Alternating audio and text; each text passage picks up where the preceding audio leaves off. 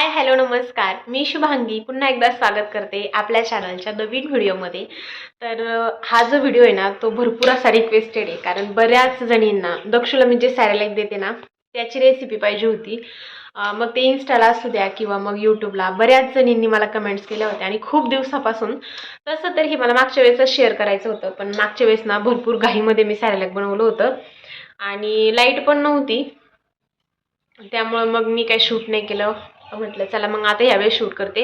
आणि 7-8 दिवसापूर्वी मी टाकलं पण होतं की मी तुमच्यासोबत शेअर करणार आहे सॅरेलॅक मी त्याला कसं बनवते. आता हे जे सॅरेलॅक आहे ना, पकड तू पकड पकड, हां पकड. हे जे सॅरेलॅक आहे ना तर मी ते मिक्स डाळीचं सॅरेलॅक बनवणार आहे आणि ते तुमच्यासोबत शेअर करते. तर तुम्ही 6 महिन्याच्या पुढच्या बाळांसाठी जेव्हा बाळ 6 महिन्याचं होतं ना तेव्हा आपण त्याला जेव्हा वरचं पूड स्टार्ट करतो तेव्हा तुम्ही तेव्हापासून हे देऊ शकता. आता मी काय केलं होतं, सगळ्यात पहिल्यांदा जेव्हा त्याला वरचं खायला चालू केलं होतं ना तेव्हा 10-12 दिवस मी त्याला फक्त मूग डाळ आणि तांदूळ असं फक्त एवढंच याचं सॅरेलॅक बनवलं होतं. आणि त्याच्यानंतर 10-12 दिवसांनी मग मी त्याला मिक्स डाळीचं सॅरेलॅक दिलं होतं. आता मिक्स डाळीचं सॅरेलॅक दिल्याने काय होतं की सगळ्या डाळींमधलं जे प्रोटीन आहे ना ते सगळ्या गोष्टी बाळाला भेटतात. त्यामुळे मग मिक्स डाळीचं जे सॅरेलॅक आहे ना घरी बनवलेलं तर ते एकदम बाळासाठी हेल्दी आहे. आणि कधी आपण जेव्हा स्वतः काहीतरी बनवतो ना म्हणजे बाळांसाठी किंवा आपल्या लेकरांसाठी तर तेव्हा त्या गोष्टी खूप जास्त हेल्दी असतात. मग मार्केटमध्ये तर भरपूर असे सॅरेलॅक आहेत, पण घरगुती जे सॅरेलॅक म्हणतो ना आपण त्याच्या व्यतिरिक्त भारी काहीच नाही असं मला तरी वाटतं. दक्षू, आता आम्हाला जेव्हापासून असं उभं राहायला लागलोय ना आम्ही इथे खिडकीमध्ये तेव्हापासून दुसरं काहीच नाही लागत आम्हाला. दिवाणवरती उभं राहिला ना मग त्याला एवढी जास्त मजा येते ना खिडकीत उभं राहायला. आता खिडकीतून पाहण्यासारखं पण काही नाहीये, कारण समोरच भिंत आहे, म्हणजे असं बाहेर दिसण्यासारखं पण काही नाही, पण तरी सुद्धा नाही हा इथं उभं राहून आम्हाला एवढी मजा येते ना. बाबू बाबू दक्षू काय बाहेर, काय रे बाळा दक्षू, काय दिसलं तुला? अय्यो, काय दिसलं, काय दिसलं? नाचून दाखव बरं, नाचून कसं नाचतो तू? ढंचिंग टकंग ढंचिंग टकंग ढंचिंग टकंग ढंगिंग टकंग. अयो, नाच रे मोरा जर लागलं ना टीव्हीवरती गाणं लगेच आम्ही नाचून दाखवतो. हाय ना बाबू, बाबू. आणि तुम्ही मला नेहमी विचारता ना की आमचं बाळ जे आहे ना तर ते सॅरेलॅक खात नाही, किंवा कारण तुम्ही पाहिलेलं आहे मी दक्षिणसाठी जे सॅरेलॅक बनवते ना त्याच्यामध्ये मी जिऱ्याची फोडणी देत असते. कारण मी कधीही तुपामध्ये जिऱ्याची फोडणी दिली की मग त्यामध्ये हे सगळ्या गोष्टी ॲड करून मग तसं सॅरेलॅक बनवते. तर बऱ्याचदा मला काय होतं की कमेंट्स येतात, आमचं बाळ ना तसं जिऱ्याचं जे सॅरेलॅक बनवते ना तू तर तसं खातच नाही. तर त्याच्यासाठी सुद्धा माझ्याकडे एक मस्त अशी ट्रिक आहे ज्याने तुमचं बाळ म्हणजे जिऱ्याचा फ्लेवर सुद्धा त्याच्या पोटामध्ये जाईल आणि सॅरेलॅक सुद्धा तो आवडीने खाईल असं. सो तुम्ही आता पहा. दक्षू काय बाबू, अहो चिमटे किती घेतो तुम्हाला? काटे टोचल्यासारखे चिमटे लागते ते लहान बाळांचे. हन बाबू, बाबू. काय करतो तू? काय तिकडं, काय तिकडं काय दिसते तुला? काय दिसते? काय दिसलं का? काय दिसलं का? काय दिसते बघ बरं, पप्पा आले का? दादा आला का बघ बरं. दादा, दादा, ए शौर्य दादा. अरे बापरे, काय पडलं, काय पडलं, काय टाकलं तू? बबे, चला आता आपण आधी सॅरेलॅक बघू आणि त्यानंतर ना मग मी तुमच्यासोबत गप्पा मारते. आता मी बोलायला लागले ना असे कॅमेऱ्यामध्ये उपाक कसं करतोय आणि त्याला म्हटले ना तू काहीतरी बोल. हां नाचून दाखवतो, डोळ्यामध्ये पाणी येतंय. खिडकी उघडली नाही तर खिडकीतून ना जास्त हवा येते आणि त्यामुळं मग हवेने पाणी यायला लागले डोळ्यातून. हां बाबू, चला चला आता आपण आधी सॅरेलॅक बनवू आणि नंतर तुमच्यासोबत मी बोलते. दक्षू, ए बाबू, नाचतोय तू? दक्षू काय करतो? ए बबड्या, बाबू काय करतो? काय दिसतंय तुला? दादा आला, आला का दादा? कुठे दादा, दादा कुठे आला? दादा आला? दे बरं आवाज त्याला. शौर्य दादा, ए शौर्य दादा. माऊ आहे का आज खाली?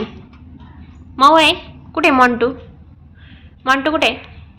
दे बरं मॉन्टूला आवाज.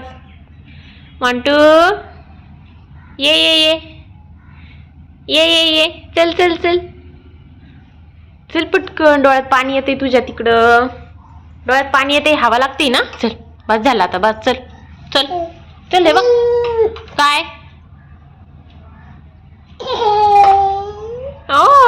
रडू आलं.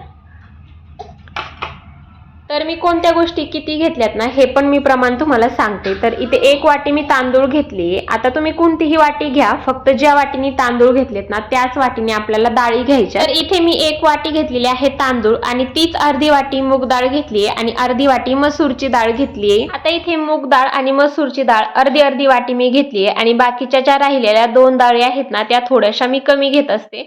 तर इथे मी घेतलेली आहे मसूरची डाळ. आता पोह्याचे जे आपले छोटे चमचे असतात त्याचे 3 चमचे इथे मी मसूरची डाळ घेतलेली आहे. म्हणजे अर्धी वाटीपेक्षा ना बरंच कमी आहे ही डाळ. तर ही डाळ जेवढी घेतलेली आहे ना तेवढीच मी तुरीची डाळ सुद्धा घेणार आहे, 3 चमचे.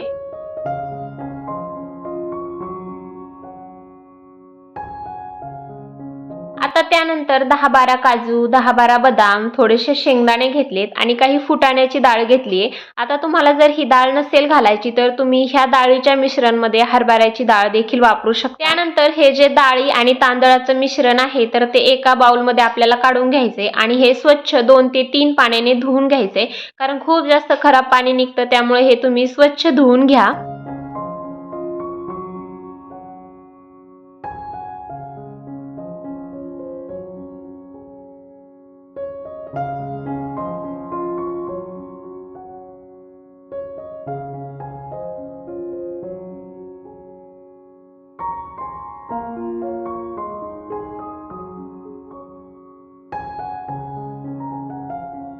आता हे सगळं धुतल्यानंतर यातलं सगळं पाणी निथळून सगळं पाणी काढून घ्यायचे. आता एकीकडे ना मी एक ताट घेतले, त्याच्यावरती आपली जी चाळणी असते ना, म्हणजे गव्हाची किंवा बाजरीची, तुम्ही कुठली घेतली तरी चालेल.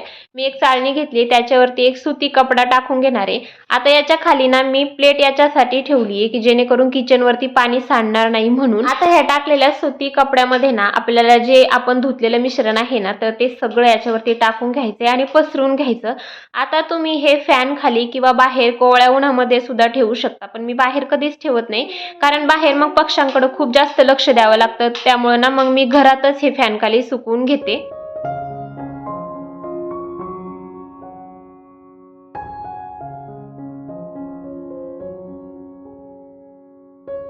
आता पहा 4-5 तासानंतर ना हे छान असं सुकलंय, म्हणजे एकदम मस्त सुकल्यात ह्या डाळी.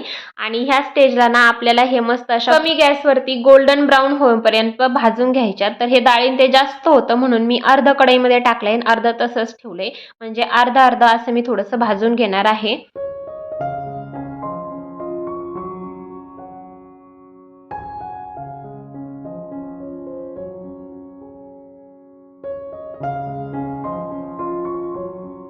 आता हे डाळी आणि तांदळाचं मिश्रण छान भाजून झालं की लगेच दुसरीकडे ड्रायफ्रुट्स आणि जे डाळी होत्या तर त्या आपल्याला गोल्डन ब्राऊन होईपर्यंत छान इथे भाजून घ्यायचे.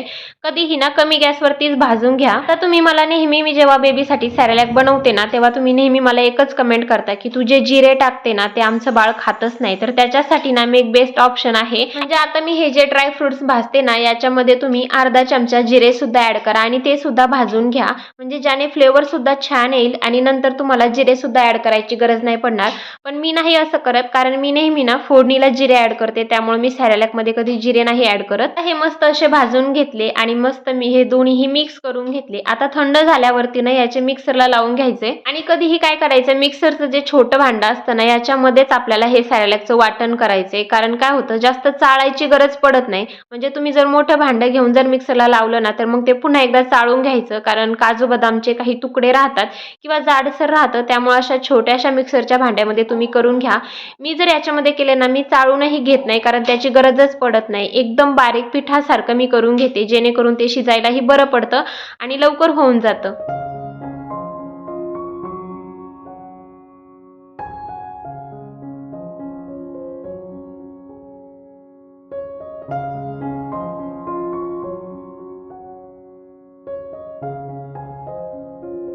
आत्ताच झालंय सॅरेलॅक बनवायला काय जास्त वेळ नाही लागत, म्हणजे फक्त धुतल्यावरती ते सुकवायला जास्त वेळ लागतो, बाकी फॅन खाली पटकन सुकून जातं असं आहे. आता मी दक्षूसाठी असं बनवते, तुम्हाला जर बनवायचं असेल तर तुम्ही नक्की असं बनवून पहा, कारण खूप जास्त हेल्दी आहे बाळासाठी आणि याने ना बाळाला काही त्रासही होत नाही. बाकी जे मार्केटमध्ये सुद्धा भरपूर भेटतात, पण मी त्याला असं कधीच नाही दिलेलं. नाचणी मी दिलेली आहे त्याला तशी, पण सॅरेलॅक नाही दिलेलं. सॅरेलॅक मी त्याला असंच घरगुती बनवलेलं आहे. बाकी तुम्हाला जर आजचा व्हिडिओ आवडला असेल तर नक्की तुम्ही तुमच्या मैत्रिणींना शेअर करा, म्हणजे ज्यांचे असे छोटे बाळ आहे त्यांना सुद्धा खूप जास्त हेल्प होईल. आणि वाटलं तर सेव्ह करून ठेवा, जेणेकरून जरी तुम्हाला पुढे बनवायची वेळ आली तर तुम्ही मग सेव्ह करून ठेवलेलं असलं की मग बरं पडतं. चला मग व्हिडिओ तुम्हाला आवडला असेल तर लाईक करा, शेअर करा, तुमच्या फ्रेंड्समध्ये शेअर करा आणि अजून तुम्हाला कोणत्या टॉपिकवरती व्हिडिओ पाहायला आवडतील ते सुद्धा कमेंट करा. आपण भेटू नेक्स्ट व्हिडिओमध्ये. तोपर्यंत बाय बाय.